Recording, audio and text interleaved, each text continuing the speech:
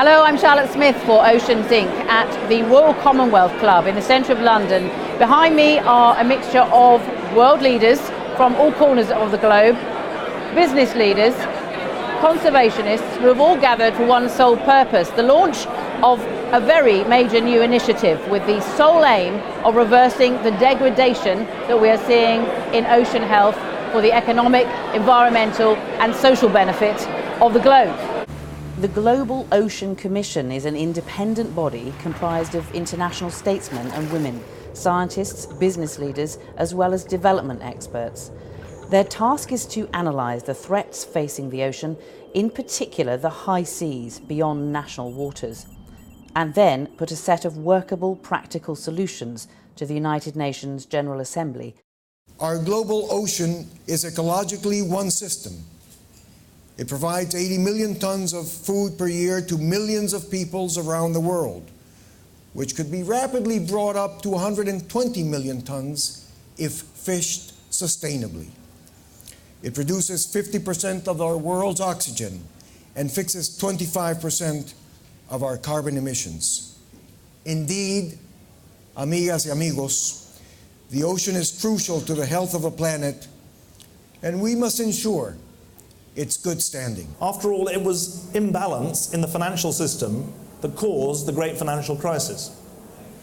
I would say we face a similar imbalance in the ecological system of the high seas. We're running the same kind of risks. And in the banking world, they talk about institutions that are too big to fail. The high seas are too big to fail. Failure in the high seas means not just poverty and danger for millions of people, it takes risks that we have no right to take with future generations. The next step for the Commission will be to hold its first meeting in South Africa in March. Commissioner Obiageli Ezekwesili painted a stark picture of the risks of inaction. I come from Nigeria, the west coast of Africa, West Africa, is essentially one place where you see the issues and the necessity for a better management, more sustainable governance of ocean resources. You see it manifest.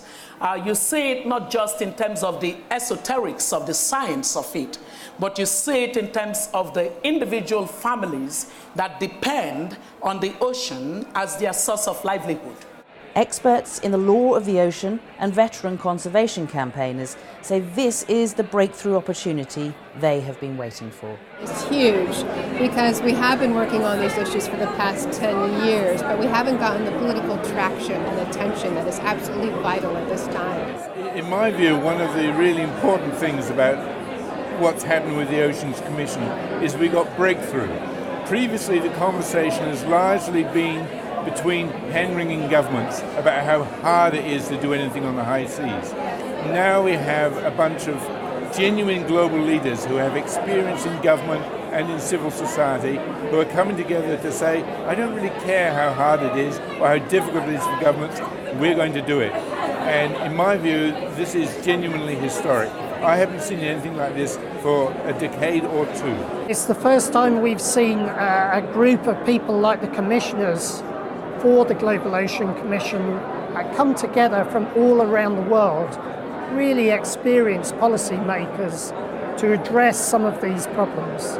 So that to me is hugely exciting. I've never seen that in the last 15 years of working on ocean issues. We are consuming the resources of the planet as if there was no tomorrow. And there's the problem. Can we manage the oceans? The issue is one of international governance. Who is the president of the oceans? We have every piece of landmass run by governments, some of them well, some of them not so well, but the oceans are not represented by any body. And it's this body that I see developing through the Global Oceans Commission. It's an enormous challenge and we need it. Commissions are specific vehicles to get certain kinds of things accomplished.